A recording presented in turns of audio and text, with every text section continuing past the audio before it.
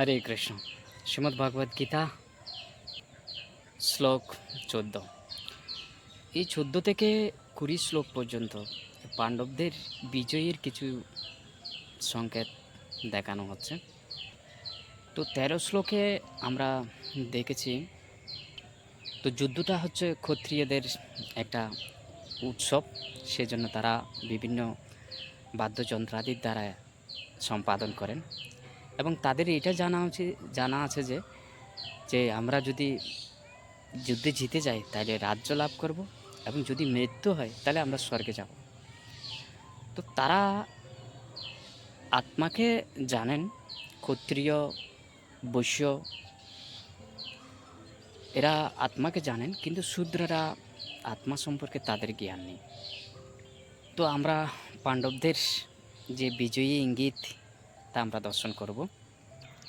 তো এই শ্লোক এই 14 শ্লোকে বলছেন, এখানে ভগবানের কিছু ইঙ্গিত দর্শন করে পাণ্ডবদের বিজয়ী কিছু সংকেত দেখছেন। তো কি কি দর্শন হচ্ছে? তো এখানে রয়েছে শ্বেত অশ্বযুক্ত রথ রয়েছে, দিব্য রথ বলা হচ্ছে। আবার যেখানে শ্রীকৃষ্ণ রয়েছেন এবং অর্জুন, উভয়ে সকলেই তার দিব্য শঙ্খ বাজালেন।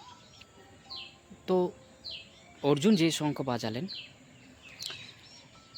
আর ভীষ্মরা যে শঙ্খ বাজালেন তার মধ্যে পার্থক্য রয়েছে।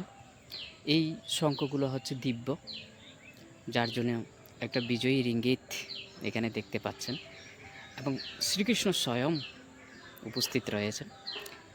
এবং শ্বেত অশ্বযুক্ত দিব্য রথ, এই রথ এমন একটা রথ, স্থলে জলে আকাশমার্গে সব জায়গায় বিচরণ করতে পারে, সব জায়গায় চলতে পারে।